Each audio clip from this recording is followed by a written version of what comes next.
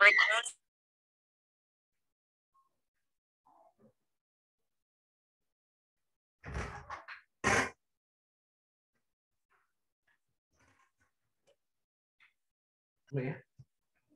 Boleh ya? Masih itu tiga. Kalau mau sambil ayam ini. Hah? Sambil ayam ini. Kalau lagi.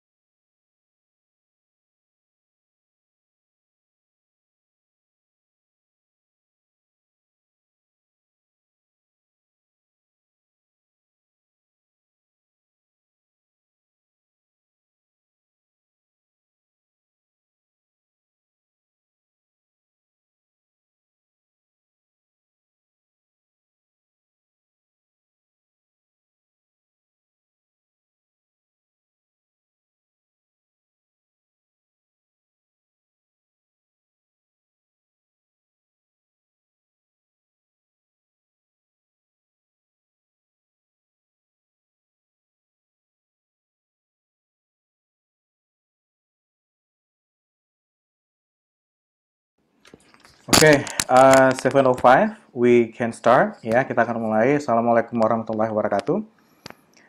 Thank you so much teman-teman yang bergabung di malam hari ini. Kita masih virtual ya jadinya ya. Mudah-mudahan nanti beberapa sebulan atau 2 bulan ke depan mungkin kita bisa akan in-person event ya. Mungkin, I don't know, I just feel like virtual event is so all over, semua kegiatan itu virtual nanti karena lebih boring, tapi hopefully in the future we can do something in person. Oke, dan kegiatan di malam hari ini bakalan seru banget ya karena kita mengundang 4 the best awardee dari ISMA yang pernah belajar atau exchange program in the United States. Dan we appreciate your time. Kita ini dari Education USA dan saya Muhammad Iqbal, salah satu Education USA advisor yang biasanya di Kedutaan Besar Amerika Serikat. But I am not alone here. I have my colleague. Yes, Lilis.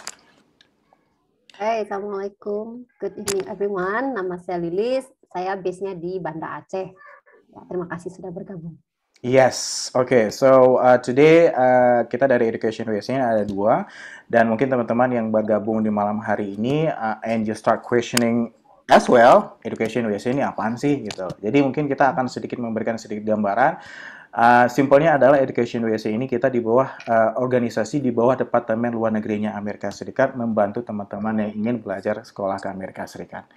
Okay, so ISMA is part of the kind of the promotion that we need to promote ya, karena kegiatan ini exchange program ISMA ini untuk yang tahun 2021 ini ada di 4 universitas di Amerika Serikat, yaitu di University of Pennsylvania, UPenn, di MSU, Michigan State University, ada di UCD, ada California Davis, dan ada satu lagi itu di Boston.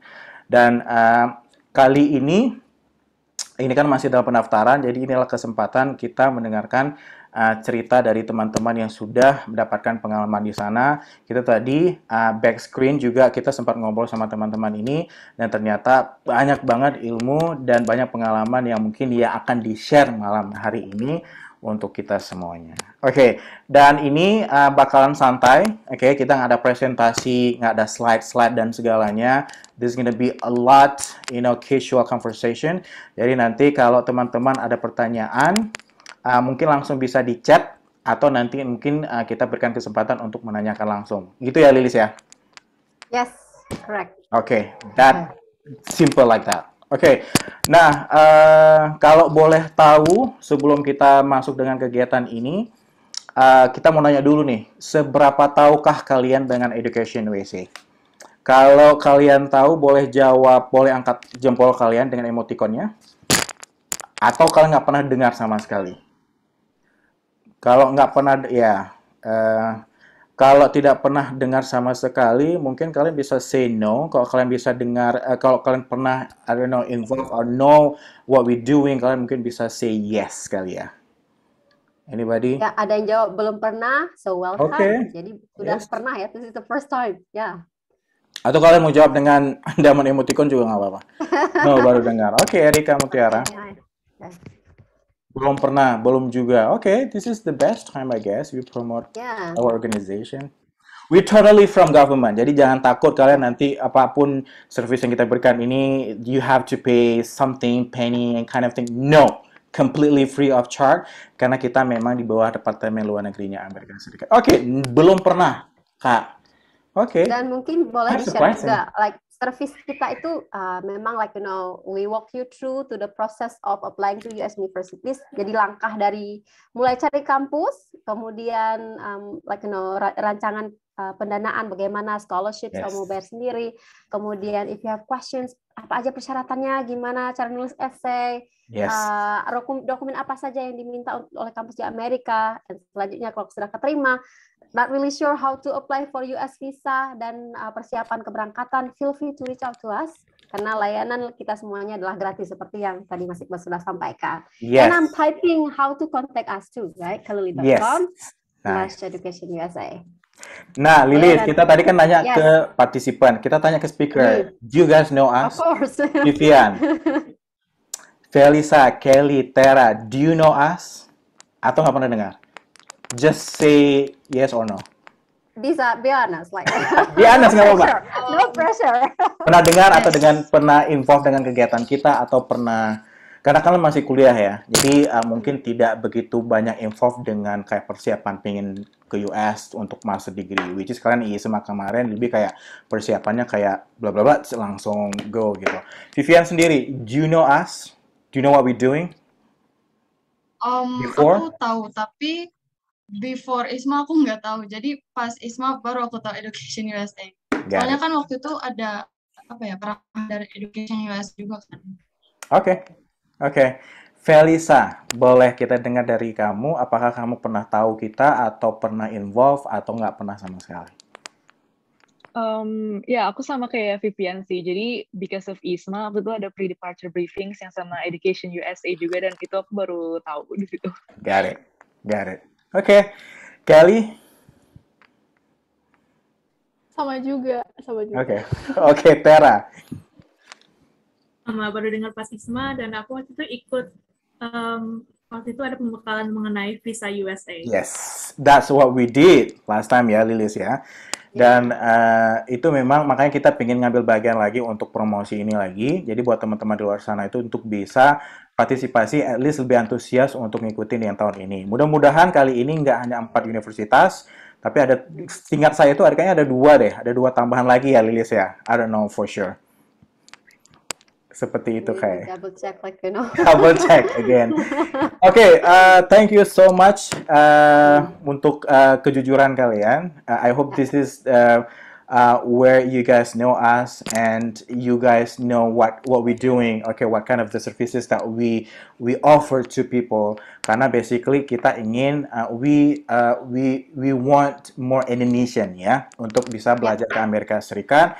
Karena dari tadi kita ngobrol dari kalian 4 bulan, 5 bulan di Amerika Serikat aja itu sudah kayak you got a lot of thing in your mind, a lot of thing that you can share to people. Apalagi kalian kok kuliah 2 tahun di sana atau 4 tahun untuk doctoral program kalian. There's a lot of thing that you can share.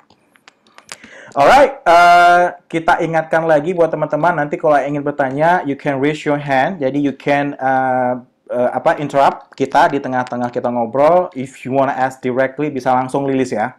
Bisa langsung, yes, sure. Atau kalian pengen mau nanya you are not brave enough untuk langsung menanyakan, bisa type your question, dan ini mungkin kita akan bacakan pertanyaan buat kalian. Boleh bahasa Indonesia and boleh bahasa Inggris, like feel free, karena kita memang sesi ini ingin informasi yang disampaikan oleh speaker itu sampai ke kalian semua, so yeah, feel free. Alright, mungkin kita mulai saja ya dengan sure. Conversation kita. Lilis, we want to start something, ask the question to the panel. Okay, have we allowed the panelists to introduce themselves? Oh yeah, I think that is the very yes. Like, okay, we did Education USA, we did. Yeah. But the start today we have 4 great stars, and I would like to provide the floor for all speakers, starting from Tera. Yeah. Okay, introduce yourself. Okay, which university you come from? Which university that you participated in ISMA last year? Yeah. Okay. So hi everyone. I'm Tera de Alibaza, but people call me Tera. I'm a math major at Universitas Jenderal Sudirman here in Indonesia, and I studied abroad at UC Davis for 1 quarter in 2021. UC Davis, yeah. I love your name. Your name is such a unique name, Tera de Alibaza. Thank you. Okay. Kuliah di? Di Indonesia di Unsud. Di Unsud ya. Yeah. Okay, got it. Okay, your math program? Kamu matematika? Math major. Okay, nice. Okay, mungkin bisa langsung ke Felicia ya. Okay, hi everyone. My name is Felicia. I'm from Udayana University, majoring in tourism, pariwisata. And last year I went to Michigan State University for the ISMA program. Okay.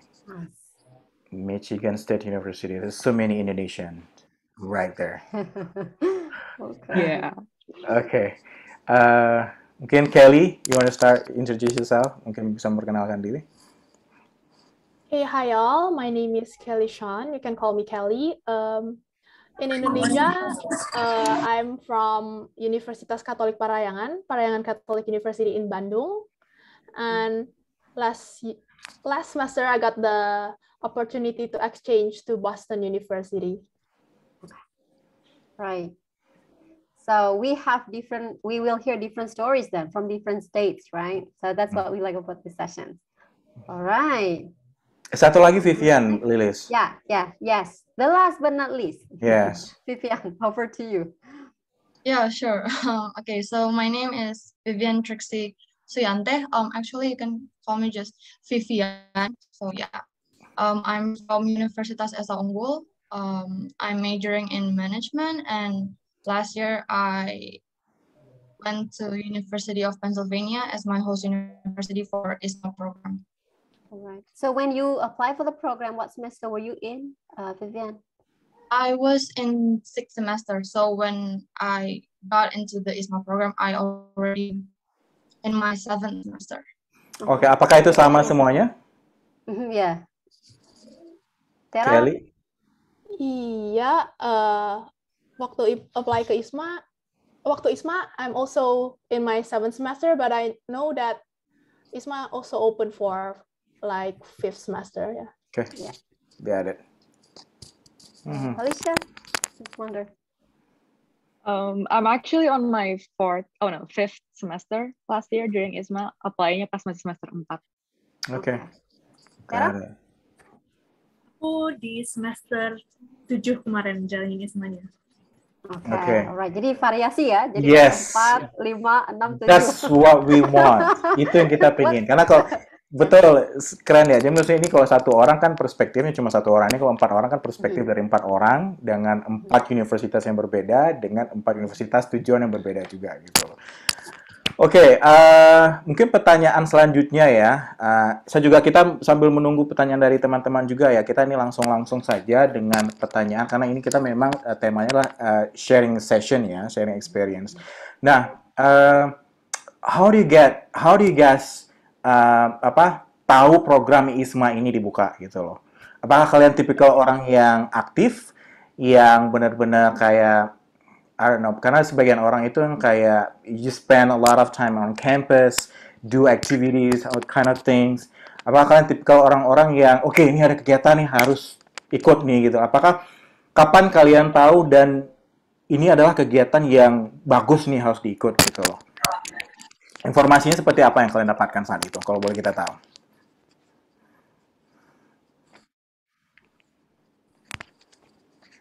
Kelly, you want to start first? Okay, I'll start. So I don't know with others, but pas itu aku lihatnya bukan di website, di Instagram IO International Office, karena kan yang bagi-bagi info kayak gini biasa International Office dari masing-masing kampus ya. And I don't really, karena ISMA itu pas itu benar-benar baru, there's not a lot of information about ISMA. So I think apa yang menarik perhatian aku adalah tulisan kemungkinan di fully beasiswa gitu. Oke. From me. Nice. Jadi karena fully funded, that's what it's attract you to apply gitu ya. Yeah, of course. I mean it's free and you can go to US. Ya. Karena sebagian orang apalagi mahasiswa yang kayak you totally like spend on campus, ada sebagian orang yang kayak, "Oke, ada kegiatan nih, ikut yuk gitu loh." Jadi kayak sebagian orang, I don't care anything but on campus activities or something. Jadi, apakah kalian tipikal yang pengen penasaran aja sih seperti apa gitu? Okay, Kelly. And then Tara, how do you get the information about ISMA from your campus? Jenderal Sudirman. Okay, where is that located? It's in Purwokerto, Yes. Jawa Tengah. Oh, nice.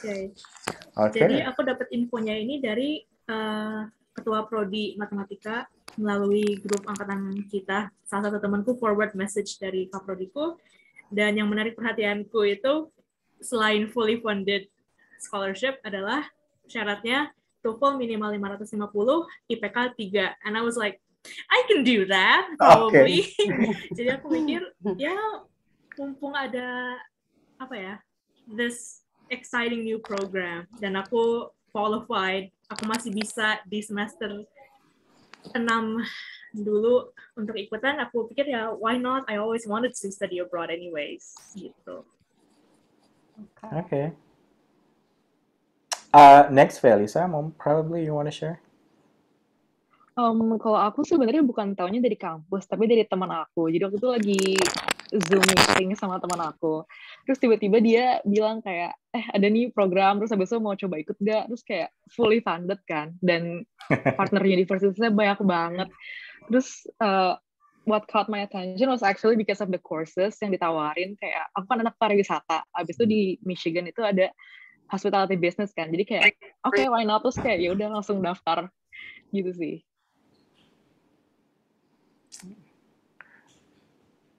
Alright. Ya, kalau aku sih dari ini sosialisasi kampus mengajar. Soalnya kan pas COVID kemarin tuh aku sempat balik ke Ambon kan, dan udah lama gitu kan. Jadi aku berasa kayak nyari kesibukan mau ngapain ya gitu. Terus dari sosialisasi kampus mengajar kan niatnya ikut kampus mengajar kan. Tapi pas aku lihat itu mereka ada sempat ngasih brief description soal beberapa program lain dari MBKM, dan pas aku lihat program pertukaran keluar, udahlah aku nggak jadi ikut kampus mengajar, aku tunggu sampai program yang keluar ini di launch. Nah pas sudah di launch, udah deh aku gas buat daftar tanpa tunggu panjang. Itu sih. Dan merasa ini gas yang tepat ya, Vivian? Iya benar. Oke. Jadi memang nih kalau kita dengar motivasinya rata-rata karena fully funded, and we have Felicia saying the course, right? Ini initial kan. ini planning awalnya seperti ini dari segi motivasi. Dan mungkin yang selanjutnya itu pengalaman mendaftar. Udah ada tahu, udah ada motivasi untuk mendaftar karena beasiswa, kemudian karena courses. Gimana sih pengalaman kalian waktu mendaftar ISMA ini? Apakah sulit? Prosesnya seperti apa? Kayaknya mungkin flow-nya kayak gini nih Lilis. Sebelum mendaftar, pasti mereka harus pilih kampus dong. Oke. Negara kali. Ya, oke. Sebelum daftar, kalian harus pilih negara, Australia, US, bla bla bla. Nah, pertanyaan kita sebelum pertanyaan dari Lilis ya, pertanyaan dari saya dulu nih. Mungkin flow-nya lebih gampang. Kenapa US? Sebelum pengalaman kalian mendaftar. Oke, ya, make sense. Kenapa US? Dan kenapa nggak negara lain? Oke, misalnya kita ngomong tourism or something. There's so many program in other countries. Manajemen ada juga negara lain. Nah, kenapa US? Kalau kita boleh dengar pengalaman kalian. Anybody? Okay, if I may start first. Jadi waktu itu pas lagi searching dan I did my own research dan pas aku lihat kayak Michigan State itu dia number 1 hospitality business school di United States. Makanya kayak langsung gas ke sini. Tapi other than that, aku mikirnya kayak ini kan beasiswa fully funded. Terus kayak keuntungannya paling gede kemana gitu kan aku mikirnya. Jadi kayak aku langsung US it is. Gitu sih kalau aku.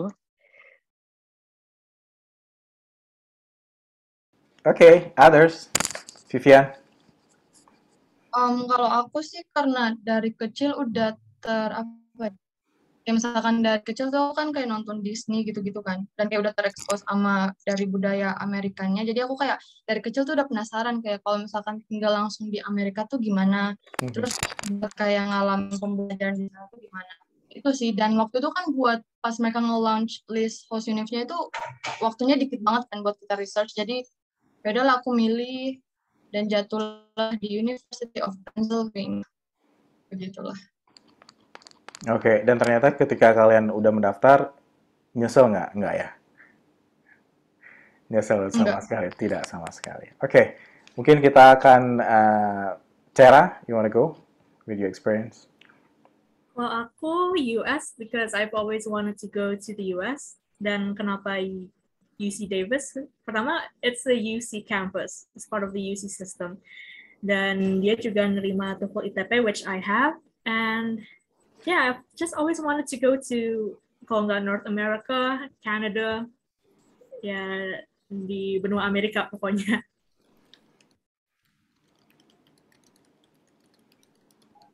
Kelly, Okay, for me, when I know ISMA, it's funded. I know that I want to go experience a different kind of culture. Jadi kayak definitely pilihan aku itu di luar Asia. Tapi aku di sana juga kan list universitasnya banyak. So I skim through all the courses and also aku cekin satu-satu gitu QS rank dari univ-nya gitu yang aku pengen kan.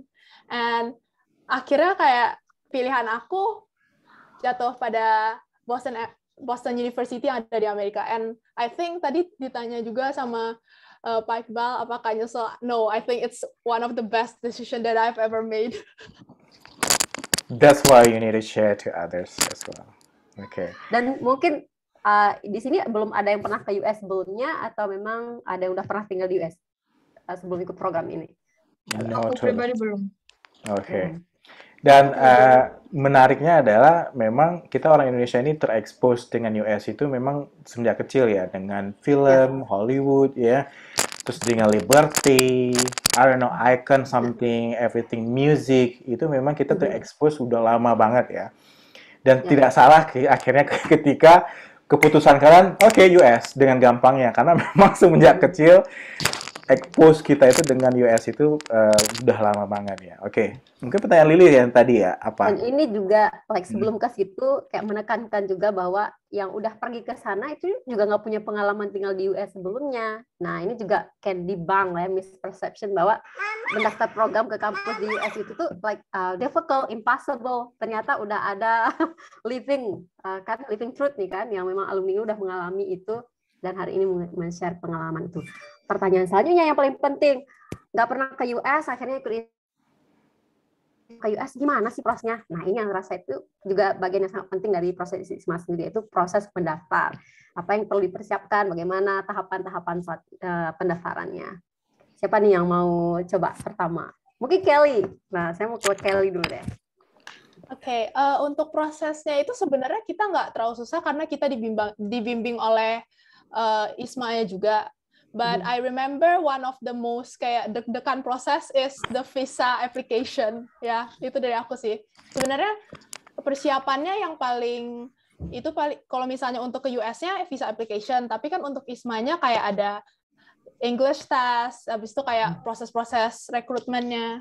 Tapi kalau untuk ke US-nya, actually kita dibimbing banget. I think we got a lot of help dan paling cuma deg-degan visa nggak keluar gitu. Kalau seleksi di kampus dulu, mungkin sorry bagi ya nggak apa-apa.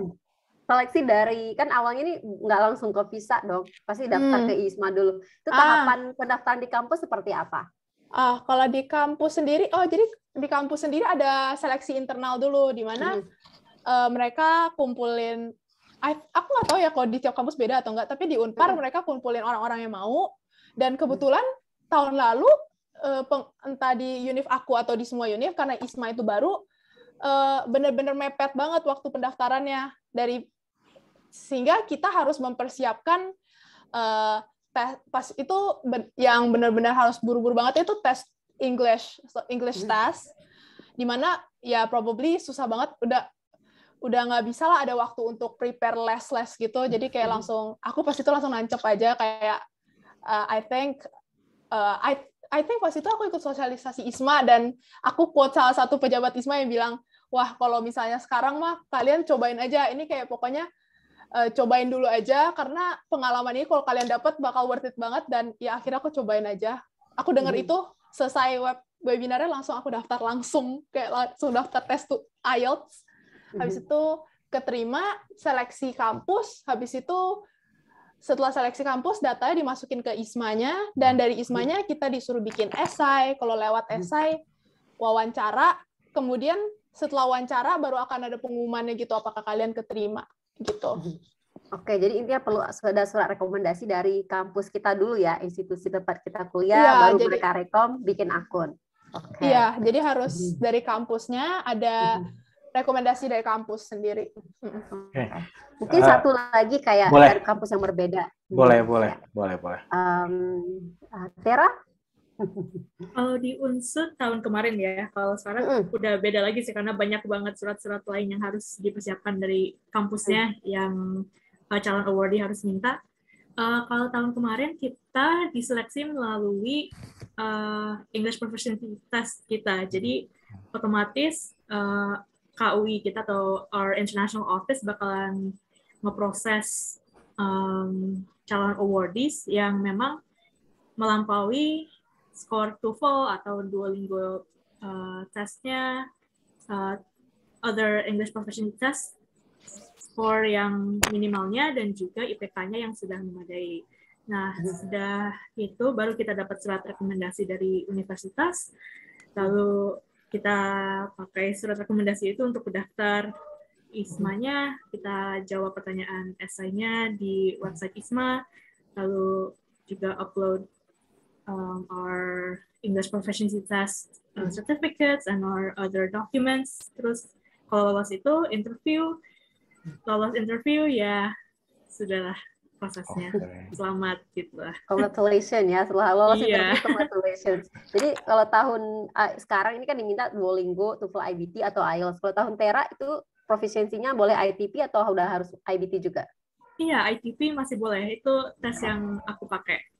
Oke, dan ini yang berbeda dari tahun ini ya kan? Jadi tahun ini langsung minta IBT, IELTS, dan Duolingo. So that's the privilege for the pilot project ya, atau pilot batch gitu.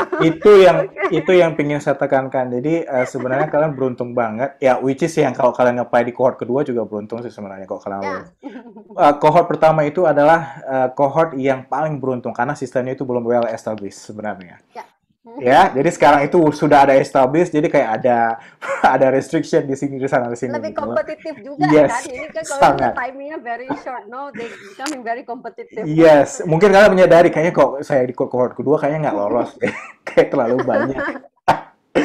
Oke, mungkin ini kan kita lagi ngomong ini Lilis, lagi ngomong persyaratan-persyaratan. Ini pertanyaan ada dari Indira sama Avi menanyakan tentang Duolingo test ya, karena ini kan tes yang paling gampang, paling murah juga. Dan ini katanya kalau untuk pengalaman teman-teman di sini, kalau ada yang tahu juga, Tera, Felicia, Kelly, sama Vivian, kalau bisa share untuk Duolingo sendiri itu batas minimalnya itu berapa kemarin? Apakah 125 seperti Indira, pertanyaan Indira, atau gimana? Atau berapa yang standar TOEFL-nya berapa? 550 ya? Kalau boleh jawab, setiap univ itu beda-beda standar requirements minimumnya. Jadi dicek aja di website ISMA-nya, kalian mau daftar ke univ mana, dan dia required-nya berapa minimum test score-nya. Dan kalau misalnya kalian udah mencapai minimum itu, berarti ya daftar-daftar aja, berarti kan udah eligible tuh. Nah, tapi kalau untuk skor rata-rata awardees pas batch kita itu, di ET-nya secara keseluruhan, not only in US, but like dari 1.000 awardees, itu rata-ratanya 126 di ET-nya. Oke, Ya. nice. Kalau buat TOEFL sama IELTS, mungkin ada yang pengen share juga. Berapa kira-kira standar atau minimum score untuk IELTS-nya sama TOEFL-nya? Oke, mungkin aku coba share. Jadi tahun lalu aku tuh pakai IELTS. Setahu aku, maybe you guys can check back to ISMA. Dari ISMA ya sendiri minimal kayaknya 6,0 deh. Atau 5,5, 6,0. Tapi kalau misalnya dari Boston University sendiri, seingat aku 7. Tapi emang seperti kata Felicia tadi, setiap univ they have different threshold gitu. Ada yang harus rata-ratanya segini, bahkan ada yang lebih spesifik kayak uni ini nggak boleh nih satu skor pun di bawah misalnya 7,0 gitu. Jadi kalian bisa cek gitu. Oke, my question buat Kelly dan semuanya juga, berarti kalian juga harus melihat pendaftaran dari ISMA dan pendaftaran dari kampus ya, syarat-syaratnya. ISMA mintanya berapa dan kampus mintanya berapa, at least you have to get their own standard in terms of their English test. Seperti itu. Jadi kalian yang mendaftar harus make sure dengan universitasnya, berarti lebih kepada I don't know how's that like pendaftarannya, berarti di pendaftaran tersebut kampusnya sudah langsung mencantumkan nilai untuk nilai English testnya gitu ya. Jadi kalian harus mendapatkan, kalau kalian pengen certain university di universitas tertentu, berarti kalian harus mendapatkan nilai standar dari kampus tersebut. Oke. Alright. Ada follow up questions dari Felicia juga nih. Felicia Felira tentang each band-nya itu apakah band-nya dilihat dari overall atau each band-nya dari English proficiency score-nya. Mungkin Vivian. Yang dari Felicia ya Kak? Kamu tanya. Iya, Felicia Felira. Ya. Tergantung sih, kalau misalkan Upen kemarin itu buat Duolingo, karena Duolingo itu kan mereka minta minimum skornya 120 ke atas. Kalau misalkan yang buat apply ISMA pakai IELTS itu aku ada lihat minimum skornya, tapi mereka minta subskornya nggak boleh ada yang di bawah 6,5. Jadi gitu sih. Kembali ke host univ masing-masing sih. Tapi kalian nggak ada tes English test lagi setelah kalian diterima ISMA kan? Oke, berarti kalian langsung tes English yang kalian submit itulah yang akan jadi penentuan kalian mau kemana-kemana. Iya benar. Oke, get it. Oke. Dan itu juga bagus karena kayak walaupun ada persyaratan bahasa, tapi masih ada flexibility gitu. Yang penting mencapai nilai persyaratan dari ISMA, kemudian silahkan explore what is the best fit university for you, right? So, itu mungkin catatan yang paling penting untuk peserta hari ini. Yes. Oke. Saya mengingatkan juga buat teman-teman yang lain, Zarapo, apakah recordingnya ada? Ada. Nanti kita akan share di YouTube channel kita, recording kita. Tapi kali ini untuk untuk linknya nanti kalian stay tune di Education WC social media kita. Oke. Ternyata banyak banget nih Lilis pertanyaannya. Ya. Oke, tadi udah nih pendaftaran. Pendaftaran udah. Masih ada ya? Coba deh. Dari pertanyaan tentang essay. Saya rasa kan ketika kita mendaftar pasti banyak yang merasa essay itu daunting, very daunting. Ini pertanyaan dari Sean, and the question is, what is the hardest point when you wrote the application essay back then? Do you have any tips for the new applicants? Anyone would like to share? Felicia. Ini kita kayak main tunjuk-tunjuk. So untuk essay-nya, I feel like the hardest point itu karena kalau pas zamannya kita kan di limit ya cuman 200 words maksimum, dan kayak kita gimana caranya biar kita bisa structure essay kita biar kita bisa cerita banyak but at the same time it's still concise and clear. So jadi mungkin kalau buat aku waktu itu benar-benar perhatiin banget storytellingnya sama framing essay-nya kayak gimana. Dan kalau tips dari aku sih have someone to proofread your essay. Dan itu cari 3 orang.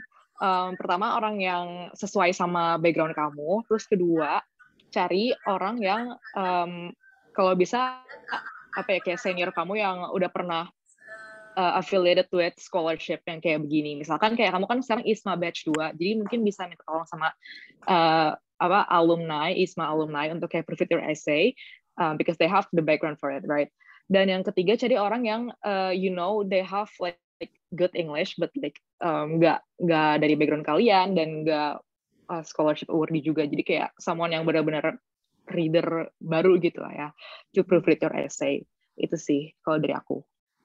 Okay, so like really understand what the question is, dan kembali lagi dengan word limit, jadi harus ada strateginya ya menyampaikannya itu dengan jumlah kata yang limited. Yeah, nice. Very great tips, Felicia. We actually have a follow-up questions about essay. As I mentioned, essay is like, a very daunting part of the application. And it asked, based on your experience, what story did you actually brought in the essays? Probably we can ask 2 of our speakers to share, based on your personal experience, how you address the essay. Anybody?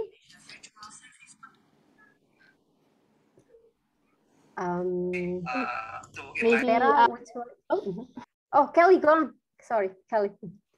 Okay, thank you. Firstly, I want to add to Felicia's point. I think one of the most important thing in the essay is to make it like good but concise. Since you don't have the word limit, you want it to be good but jangan terlalu bertele-tele, tapi harus nyampe semua poin yang kalian kayak orang tuh harus lihat, oh lu bisa A, B, C, D, tapi dengan cantik dan di segitu gitu. Oke, benar. I totally agree with Kelly. Orang Indonesia itu dia cenderung untuk beating around the bush istilahnya. Jadi kayak atau bahasa Inggris yang lain itu circumlocution. Jadi kayak sebenarnya pengen ngomong A, tapi kita kayak pengen ke C dulu, ke D dulu. It is not straight to the point what we want to tell. Jadi aplikasi ke Amerika Serikat itu kalian harus straight to the point. What you guys want to say. Jadi nggak boleh bertele-tele ke sana ke sini. Itu poin yang penting juga ya ketika kalian nulis essay. Nah, kita terima dulu kali ya, Lilis ya. Ada Francie Dev untuk yang sudah raise hand.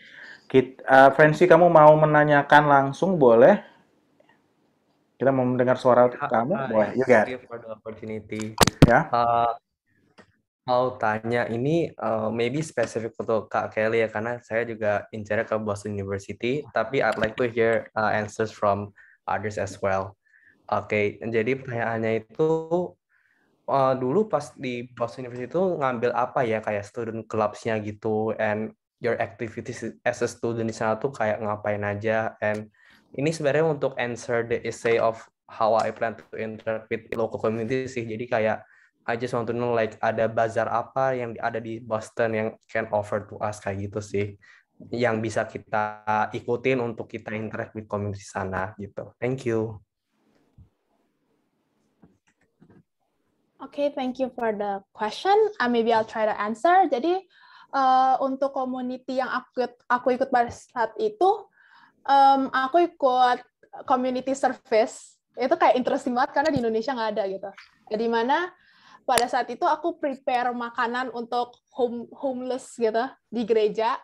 Habis itu di kampusnya sendiri juga banyak jadi yang tadi community itu dari kampus. Terus selain itu juga di sana banyak community lain, mulai dari agama, bahkan ada yang agama.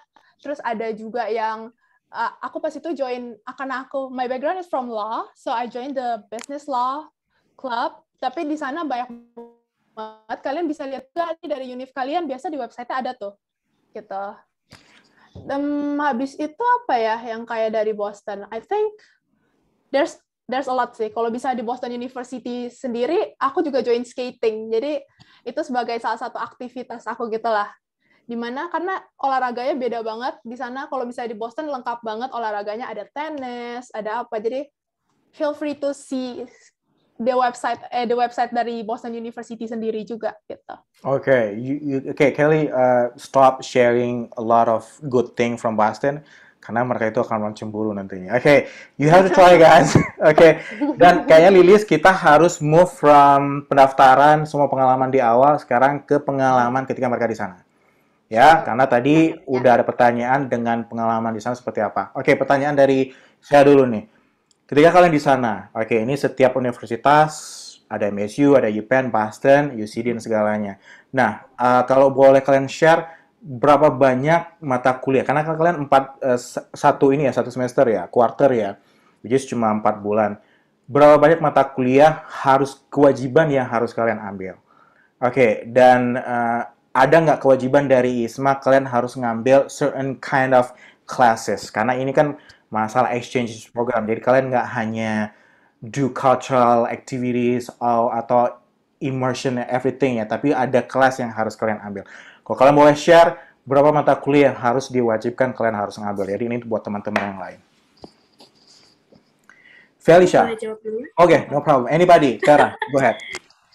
Aku mau jawab duluan karena kayaknya keadaanku dulu agak unik karena aku diwajibin untuk ambil awalnya 4, tapi tiba-tiba jadi 5. Okay. Jadi harusnya kita kan jalanin 4 mata kuliah pas di fall quarter di UC Davis. Tapi ternyata kita disuruh ambil summer session pas kita lagi di Indonesia. Jadi kita kelas online di UC Davis selama 1 bulan kurang lebih. Sebelum kamu berangkat? September, sebelum berangkat. Oke. Nah, itu summer session, lalu kita berangkat dan kita ambil 4 mata kuliah yang in person. Oke. Kewajiban dari ISMA sendiri itu ada mata kuliah yang harus diambil kah atau gimana? Ya, itu mereka require-nya emang 4 mata kuliah. Dan itu based on your program gitu ya? Based on program, maksudnya jurusan mungkin. Iya. Dan nanti bakal di-convert jadi 20 SKS kalau di Indonesia. Oke, got it. Oke. Tapi kalian boleh ngambil yang selain jurusan nggak? Kan yang diwajibkan tuh 4. Ada yang dibolehin untuk selain jurusan nggak? Yang nggak selinier dengan jurusan? Justru kemarin kita bukan dianjurkan lagi, disuruhnya itu yang non-linear. Oke. Jurusan kita. Oke, non-linear ya. Kalau kamu sendiri, Tera, apa aja yang non-linear dari jurusan kamu? Aku kemarin ambilnya beberapa mata kuliah ilmu komunikasi, dan juga 1 mata kuliah pendidikan. Oke. Dan ada 1 lagi mata kuliah yang diselenggarakan Global Study Program di UC Davis, khusus buat kita awardee ISMA dari Indonesia. Oke. How do you decide that? Apakah ada counselor di sana, ada academic advisor yang memberikan jawaban terhadap pertanyaan-pertanyaan kamu? Karena gini, saya pengen ngambil mata kuliah bla bla bla bla bla gitu. Apakah kamu pilih sendiri atau kamu konsul dengan advisor di sana? Yes, kalau buat UC Davis sendiri ada Global Study Program yang memang menghandle international students, international exchange students. Jadi kemarin selama kita di UC Davis, kita kalau ada pertanyaan mengenai pendaftaran mata kuliah atau anything at all, kita bisa ke Global Study Program ini. Mereka bahkan yang ngurusin untuk pendaftaran mata kuliah. Jadi kita nggak harus, kalau di Indonesia kan mahasiswa berantem gitu, kayak milih mata kuliah di KRS-nya itu. Kalau di sana kita melalui Global Study Program ini. Oke, got it ya teman-teman yang pengen daftar, jadi jangan takut, jangan khawatir ntar gimana ya di sana. Ada Global Study Program seperti pengalamannya Tera yang akan membantu teman-teman untuk memutuskan mata kuliah apa yang kalian harus ambil. Mungkin satu lagi Lilis ya, pengalaman dari... Iya, satu lagi yang berbeda mungkin ya. Anybody? Okay, so kalau di MSU, kita dapatnya kan F1 visa. Jadi ada dua, kalau visa student visa di US tuh ada dua, yang J1 sama F1. Kalau dari MSU kita dapetnya yang F1, dan kalau syarat visa di F1 kita harus ngambil maksimum 12 credits dan kayak nggak, not more and not less. Jadi kita rata-rata pada ngambilnya 4 courses. Dan pas batch-nya aku, karena waktu itu belum ada koordinasi dari ISMA sama MSU-nya, kayak kalau ternyata yang mesti diambil tuh yang courses yang ditawarin. Jadi akhirnya kita boleh ngambil courses dari semua faculty yang di sana, dan kita jadinya milih ulang lagi kan faculty-nya sama courses-coursesnya. Nah, tapi untuk yang sekarang udah nggak bisa, karena aku tuh udah sempet nanya juga ke advisor di sana. Jadi sekarang cuma bisa ngambil yang emang udah ditawarin sama ISMA-nya. Gitu sih, tapi ya bakal dibantuin juga sih. Oke. Pilot project kayak gini ya. Pilot project. Kita banyak privilege-nya. Sangat. Oke. Lilis, ada pengen pertanyaan lagi? Ini ada pertanyaan lanjutan sebenarnya tentang courses. Ada kesulitan nggak sih ngambil courses di sana gitu? Atau udah merasa mengambil courses yang tepat nggak? Mungkin dari yang berbeda nih ceritanya. Ini pertanyaannya dari Putri ditujukan ke Vivian.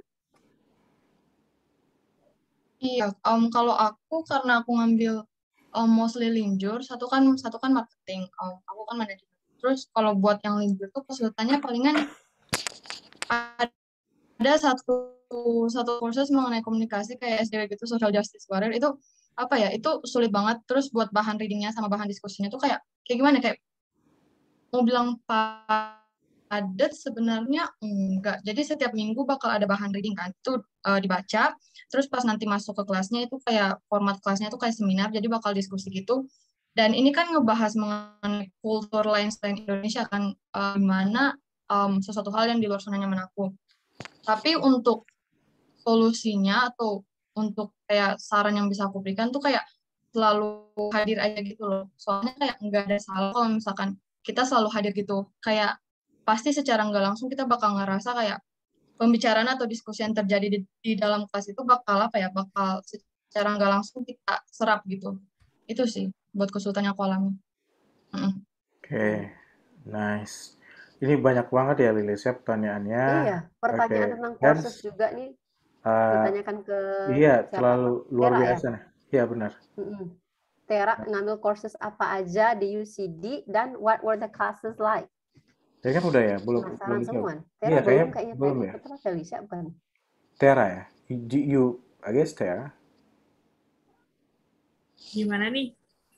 Oke, boleh go ahead, no problem.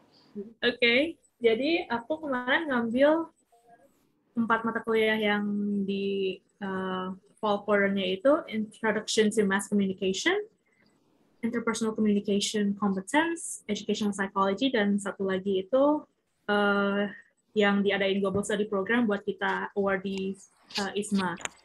What were the courses like? Sangat variatif. Aku harus bilang sih, dari sekian banyak courses yang aku ambil itu, aku paling favorit itu Introduction to Mass Communications.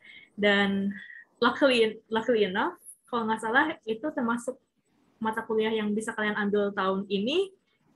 I think ISMA put it in the list of UC Davis courses you can take. So I would definitely recommend taking that course. Profesornya enak banget, dia sangat antusias pas ngajar, dan mungkin salah satu downside-nya adalah kebanyakan nilainya bakalan datang dari a group project. Tapi ya lagi-lagi kalau misalnya kalian suka kerja kelompok dan bisa nge-handle kerja kelompok sama di sana, it's going to be a very easy A+ gitu. Oke, nice. Oke, mungkin kita akan move sedikit. Tadi udah pengalaman kursusnya, tapi ini kita pengen just wanna ask you about how the class experience. Oke, kalau saya bisa share back ya, ketika saya kuliah dulu, that's a long time ago in the US. I can share I was really like being outsider at the first semester. I am the only Asian in the class. And people keep talking about the certain topic, and I'm like, know nothing about what they're talking about. Jadi kayak banyak yang kayak, aduh, kayaknya nih saya minoritas banget nih gitu. Di kelas ya, oke. Apakah pengalaman yang saya rasakan, apakah sama seperti kalian? Kalau iya, bagaimana do you guys cope that situation? Apakah kalian kayak, you just want to be minority all the time, nggak mau ngomong? Or you trying to be more active in the class? Kalau kalian bisa share pengalaman kalian di dalam kelas itu seperti apa? I'm gonna go with Vivian. You can go first. Ya, kalau aku sendiri pengalaman yang aku alamin kayaknya enggak kayak gitu deh Kak. Which is I'm thankful for that. Okay. Soalnya kayak pas di kelas itu aku suka Aku suka keadaan kelasnya di mana kayak mereka tuh interaktif banget. Kayak kesadaran diri dari kedua belah pihak baik itu profesor maupun dosen maupun mahasiswa untuk belajar tuh kayak tinggi.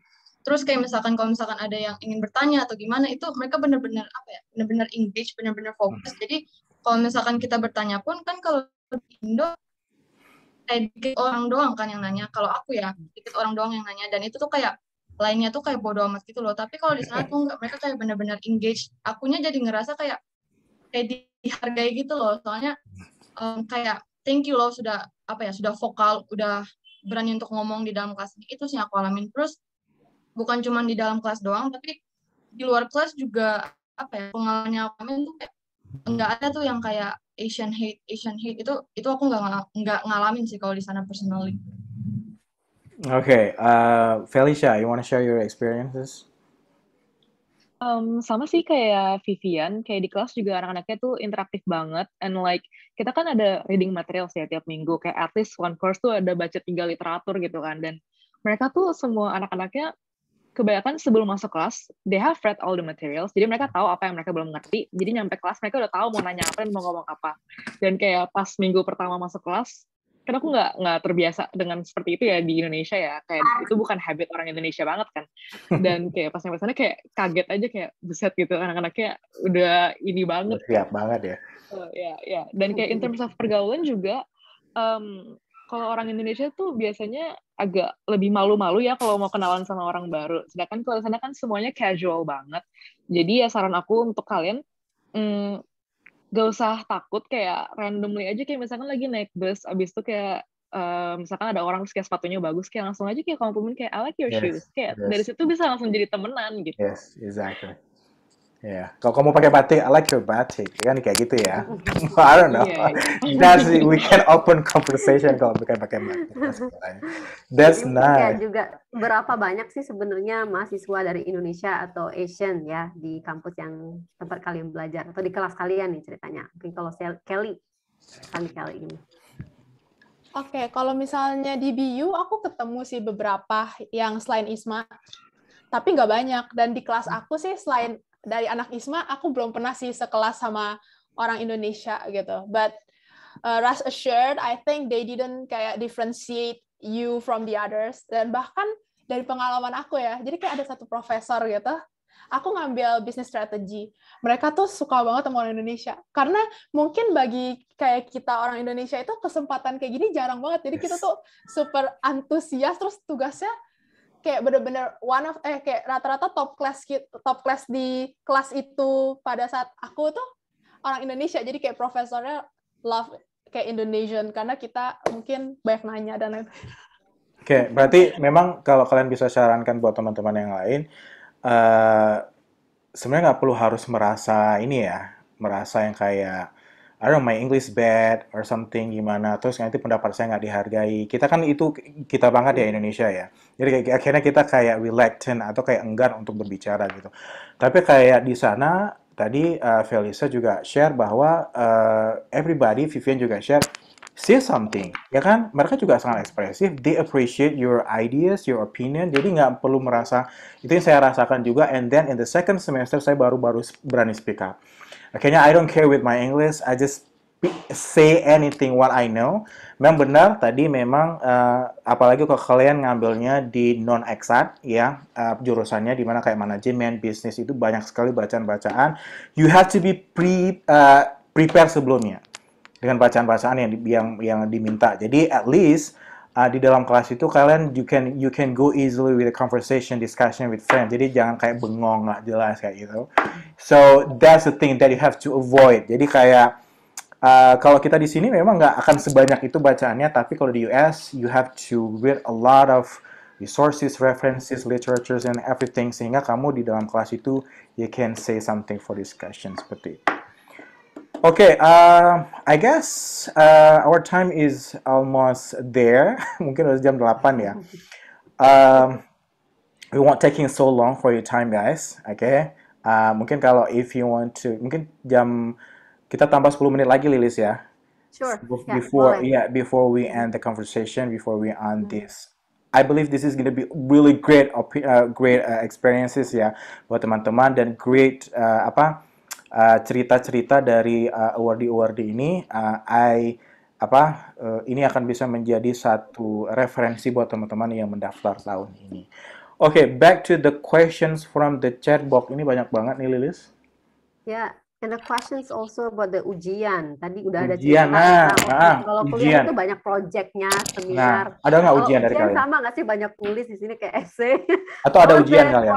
Ya, ya. Siapa yang mau jawab dulu nih? Sarah. Ya. Sorry. Man, I put you on spot. Ada nggak? Ada lah pasti ya.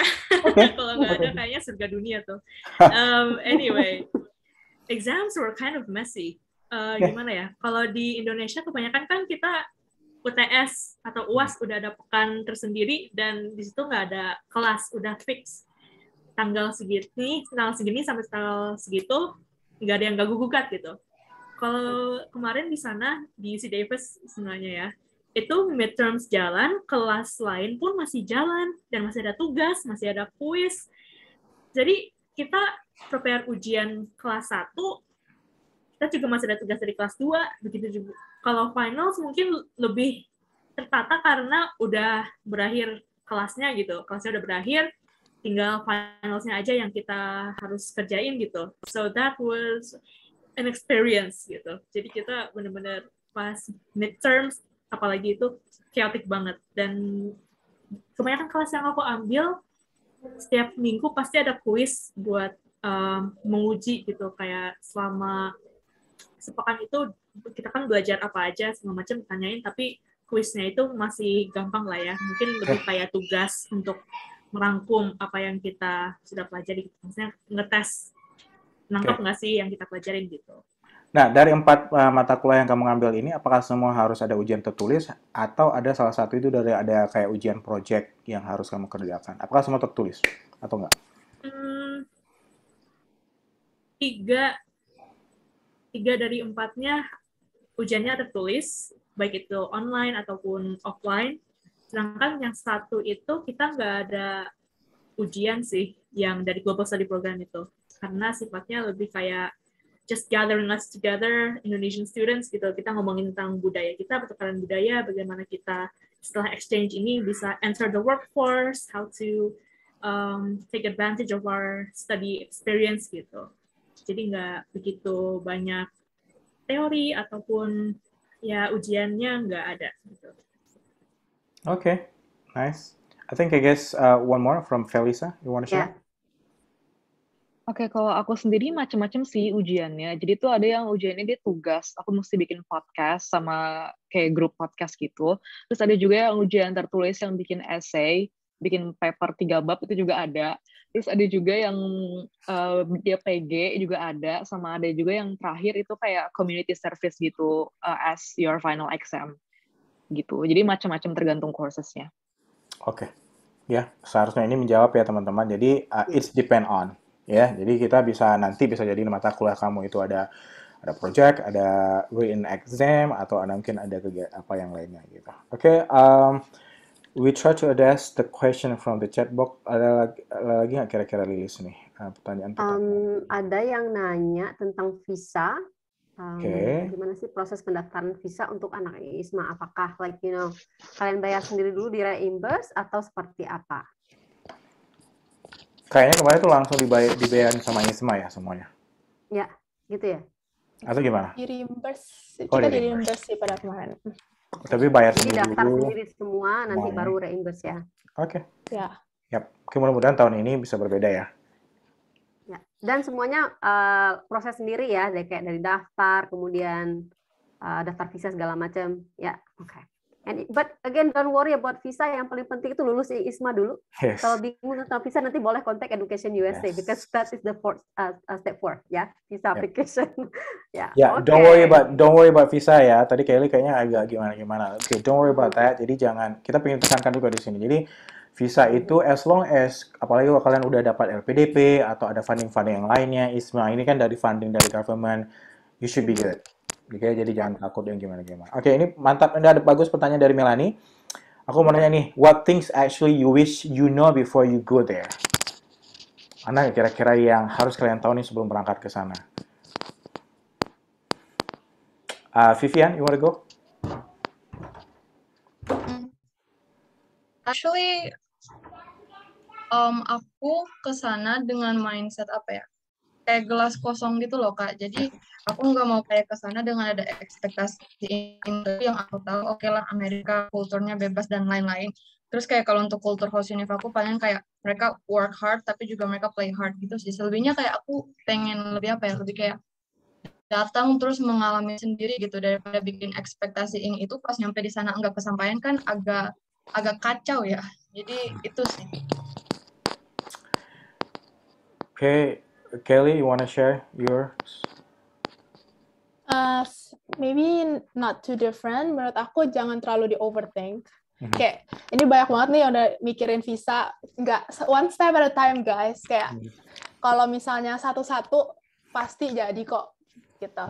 Jangan kamu mikir kejauhan, malah nanti semuanya kecampur jadi satu yang seharusnya dilakukan duluan malah jadi nggak benar, terus akhirnya nggak ada akhirnya gitu.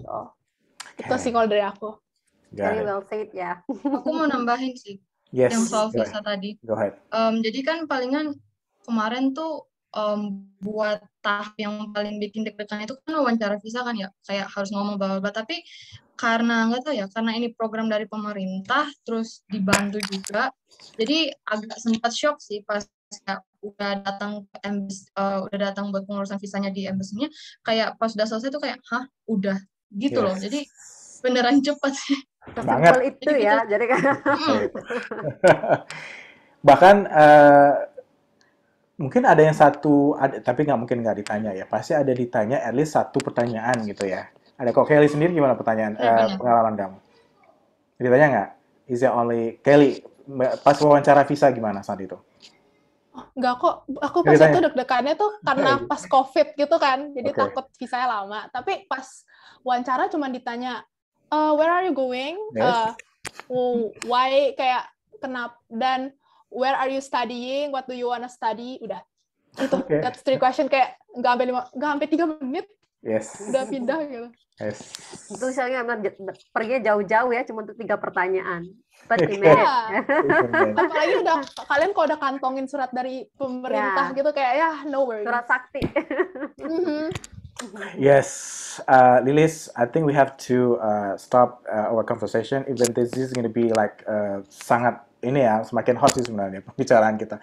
Tapi we have to start it. Tapi before that, ini masing-masing pertanyaan yang kalian harus jawab. Ini pertanyaan dari kita. What is the biggest takeaway from this program that you can share to people? Jadi apa satu poin atau satu hal atau satu memori yang kalian ini nggak bisa kalian lupakan dari program ini yang kalian bisa share ke orang-orang gitu. Ini masing-masing kena nih. Tera, you want to start first? What is the biggest takeaway from this program? Wow, what a heavy question, yeah. I think the biggest thing I took away was istilahnya sih cultural competence ya. Jadi California especially itu tempat yang sangat banyak sekali orang-orangnya. Dan banyak ini maksudku juga beragam. There are so many diverse people just in the UC Davis campus. Dan kalau kalian ketemu dengan mereka, ngobrol, kayak cari tahu mereka tuh kayak gimana budayanya, negara mereka kayak gimana, like getting to know them was really valuable to me. Aku jadi ngerti kayak banyak banget background orang yang berbeda-beda, and I just couldn't get that kayak temenan online gitu, misalnya dengan orang di luar negeri, beda banget rasanya dengan ngobrol langsung, bisa kayak bener-bener the communication is really there, and that was very valuable for me sih. Okay, right. Thank you so much, Tara. I believe that you get a lot of experiences, yeah. Felicia, I want to go with you. Okay, so pastinya kita dapat ilmu banyak banget ya di sana, nggak cuman academically tapi culturally juga. Tapi mungkin kalau satu hal yang jarang ke-mention itu adalah networking. Dengan kita bisa ke sana, aku sampai sekarang masih keep in touch sama profesor-profesor aku di sana, either through email or LinkedIn. Terus juga aku ketemu banyak orang-orang hebat kayak LPDP Urdi di sana juga ketemu, habis juga ketemu Adikbud Indo di sana. So ya benar-benar luas banget deh benefitnya. Yes, networking. That is, you won't get here, ya. Apalagi kalau kalian ketemu dengan orang-orang from all over ya, dari negara-negara yang macam-macam. Okay, Kelly. So firstly pastinya aku dapat academic lah ya. Kita ke sana ya kita mau belajar juga lah, walaupun mungkin ada motivasi lain. Ya tapi pokoknya pertama belajar dulu. Dan menurut aku yang interesting kan selain dari jurusan kalian nih, kalian bisa explore a lot of different option dan itu encourage. So take that to your benefits. Habis itu I learn a lot about life lessons. I mean dilepas di negara yang kalian nggak pernah pergi atau mungkin kalian pernah berkunjung tapi kan beda ya sama tinggal selama 4 bulan tanpa pengawasan orang tua, dikasih tanggung jawab, mungkin dikasih duit dari LPDP, tapi terserah kalian mau ngapain. You learn how to make choices, you learn which friend do you want to hang out with. I think those are the lessons yang benar-benar life changing banget buat aku. Alright, thank you Kelly. Vivian, I want to go with you. Ya kalau aku itu emphasize di komunikasi. Soalnya gimana ya, pas aku ke sana dan apa yang aku alamin tuh kayak aku ngalamin kalau di sana kalian bisa be vulnerable. Kalau di Indo tuh sejauh ini yang aku rasain kayak apa-apa tuh keep to yourself lah, kayak nggak nunjukin kelemahan kalian ke siapa gitu, siapa juga yang bakal peduli. Tapi kalau di sana tuh kayak lain gitu, kayak apalagi yang komunikasi antara profesor dengan mahasiswa benar-benar nggak ada gap, kayak gue profesional tuh gak gitu, kayak lo harus menghormati, enggak. Kayak di sana tuh benar-benar mereka mau lebih ke kayak apa ya, teman ke teman gitu loh. Jadi itu sih yang, dan emang niat aku awalnya ikut ISMA kan satu takeaway yang aku pengen ngambil soft skill mereka gitu loh, dan aku harap aku bisa implementasiin itu sih, kayak cara berkomunikasi yang baik, bukan hanya mau didengar tapi juga cara mendengarkan dan meresponi ini seseorang dengan baik itu kayak gimana gitu sih. Alright, okay. Beda orang beda ini ya, beda yang kalian dapatkan gitu. Tapi secara mindset kalian berubah nggak sih? Secara 4 bulan, 5 bulan di sana, secara mindset ketika kalian pulang itu orang menganggap kalian itu orang yang berbeda nggak sih? Atau kayak sama gitu orang kalian? Karena pengalaman saya nih, ketika saya kuliah 2 tahun, and then when I go back, ketika saya pulang, teman dekat saya itu menganggap saya itu kayak you totally different. Benar saya berubah dalam hal berbagai hal gitu. Akhirnya dia kayak menjauh dari saya karena dia menganggap saya itu kayak sombong lah, I don't know, kayak macam-macam lah dia menganggap seperti ini. Terpengaruhi Americans. Mungkin brainwash kali, mungkin yang akhirnya membuat saya itu kayak extreme too much atau seperti apa. Mungkin the last question ya dari kita ya, mungkin Lilis ya. Secara mindset kalian berubah nggak sih sebenarnya? Saya mau share juga, dulu tuh ikut exchange waktu mahasiswa tahun 2008 ya. Itu juga sama, begitu balik ke Indonesia tuh ngomong, oh kenapa dia udah berubah ya gitu. Sebenarnya saya nggak ngerasain saya berubah ke arah yang negatif, cuma lebih merasa kok ini harusnya lebih di-prepare aja, ini harusnya lebih begini-begini, Amerika begini-begini gitu. Gimana menurut kalian? Yes, kayaknya seru nih kalau kita bisa dengarkan pengalaman kalian. Apakah pasti kalian dapatkan banyak, tapi secara mindset, secara melihat sesuatu itu bakalan berubah banget nggak sih? Secara melihat kalian sesuatu gitu, cara pandang kalian. Setelah ikut program ini ya gitu maksudnya. Selama sudah berapa bulan di sana. Di brainwash banget nggak sih? Secara positif way ya? Yeah. Anybody? Yeah, I feel like definitely sih. Kayak menurut aku ke US ya specifically itu kayak ada pride-nya banget itu, kayak balik-balik ini dari US menurut aku. Dan kayak ya sih kayak mungkin kadang-kadang emang ada orang yang mikirnya kayak agak jadinya sombong atau gimana, but like menurut aku sih the takeaways bukan itu, tapi kayak gimana kita tuh bisa adaptasi sama culture mereka, dan yang itu yang positif-positifnya itu loh yang kayak impact banget ke aku. Itu sih. Okay, Tara, you wanna share? Tara. Apa ya, perbedaan yang paling besar itu sebelum berangkat aku tuh orangnya introverted, socially anxious, dan kayaknya untuk ngambil kesempatan kayak speaking in a webinar like this itu kayak impossible banget gitu. Dan ya setelah harus menjalani 4 bulan mandiri di Amerika dan kayak sayang banget kalau misalnya nggak get out there, meet new people, just speak gitu and like be more open, rasanya sayang banget kan. Jadi balik-balik ke Indonesia aku rasa kayak aku lebih apa ya, kayak bodo amat gitu what people are gonna think. I'm going to just express myself more, I'm going to put myself out there a lot more, dan just kayak apa ya, menjadi seorang hermit yang menyendiri di rumah gitu, nggak ngapa-ngapain gitu. Kalian semakin kritis nggak sih kalau Kelly sendiri? Kamu melihat diri kamu sendiri itu kritis nggak sih secara the way how you think gitu setelah kamu 4 bulan di sana? Atau kalau dulu yang kayak gimana sekarang kayak aduh kayaknya lebih gimana gitu. Kok Kelly sendiri? Iya sih, kayak I think it does change a lot the way of thinking, karena mungkin di Indonesia most people kayak masih kayak thinking inside the box, tapi di sana kalian ketemu orang yang memiliki ide-ide itu yang kayak, hah, kok bisa kepikiran ya? Nah, itu kayak really does change my mindset. Terus selain itu, I also kayak di sana tuh realize how people compliment each other, kayak tahu nggak tahu, kenal nggak kenal, dan itu it does kayak ketika kamu dipuji, kamu tahu kayak wah, kayak a small praise of the day kayak bisa change the whole course of someone. Jadi kayak itu juga aku berubah dari aku gitu. Also the less aku jadi pengen S2 lagi ke sana. Iya kan? Nah, itu like the long benefits of the short program, right? It's not a short program. Brainwash in the good way ya. US sudah nge-brainwash. Oke, Vivian, sebelum kita tutup, the way how you think, the way your mindset work, apakah kamu berubah atau gimana? Kalau dari aku sendiri, untuk beberapa hal aku nggak pengen untuk beberapa hal nggak pengen aku ubah, soalnya sebagai identitas aku sebagai orang Indonesia dan yang datang dari timur Indonesia juga kan.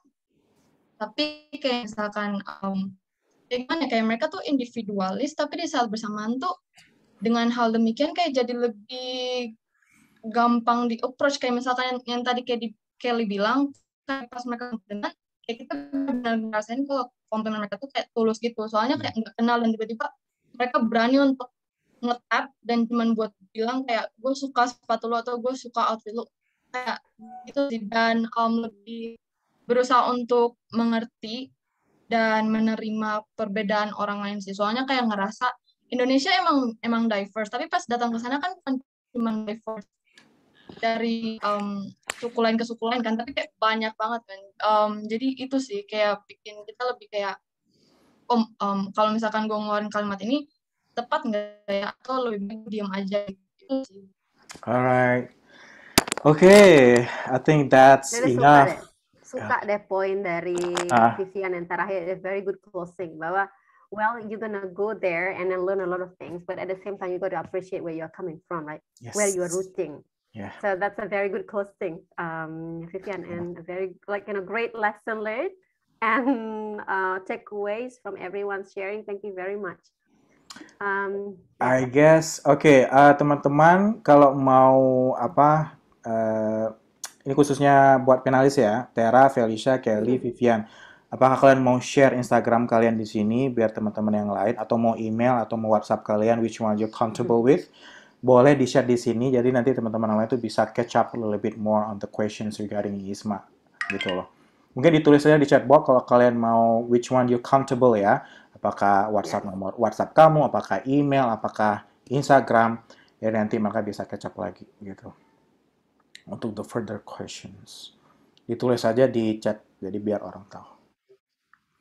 Lilis, you still there? I think Lilis freeze. Oke, ya itu Tara. Udah. terus ada Kelly ya. Kelly, ada Felis juga, terus ada Vivian. Oke, semua sudah ada, itu di Instagram semuanya. Sepertinya Lilis kayaknya agak freeze ya. Oke, tapi nggak apa-apa. Oke, jadi nanti kalian bisa langsung hubungi orang keren-keren ini ya, yang 4-4 keren ini untuk langsung nanya-nanya lagi tentang I don't know, persiapan untuk ISMA. Karena masih dibuka sampai tanggal 12 April ya? Oke, tanggal 12 April. Oke, buat teman-teman yang nggak bisa catch up, nanti tolong bilangin, buat teman-teman yang nggak bisa ikut webinar ini, nanti di recordingnya akan kita share di YouTube channel kita di Education USA Indonesia. Tapi stay tune di Education USA Instagram kita untuk linknya sendiri. I guess Lilis is something wrong with the connection. Okay, jadi mungkin okay, you're back. I know. The connection is very unpredictable. Is always the problem with the connection. Sepertinya kayaknya Lilis kita harus menutupi sesi yang luar biasa ini. Maunya kita ngobrol terus ya, karena ini banyak sekali yang bisa di-share sebenarnya. Ya. Dan jangan lupa buat Kelly yang pengen S2 nanti ngobrol lagi sama kita. Free consultation. Free consultation. Okay, we're gonna help you. Buat Tera, buat Vivian, buat Felicia yang pengen S2. I don't know, anybody in the future, if you want to have a further or intimate conversation about studying in the United States, just let us know. Kita ada beberapa advisor yang bisa ngebantuin kalian, dan di mana kita juga punya resource yang paling bagus, karena kita memang langsung resource kita itu dari Washington DC, karena itu base kita Education USA di sana. Jadi Education USA is the place where you should go if you have a questions regarding studying in the United States. Okay, yeah. I guess that's it. Yeah. Lilis, thank you so much guys. Terima kasih Tera, terima kasih Kelly, terima kasih Vivian, terima kasih Felisa for the time, for your insight, your experiences, luar biasa. Terima kasih buat teman-teman yang sudah bergabung di malam ini. Nanti tolong bilangin ke teman-teman yang lain yang tidak bisa bergabung, nanti bisa share, bisa nonton recordingnya. Okay, alright, thank you so much. Bye-bye, see you next time. Bye-bye. Thank you. Thank you. Everyone. Thank you. Thank you all. Thank you very much.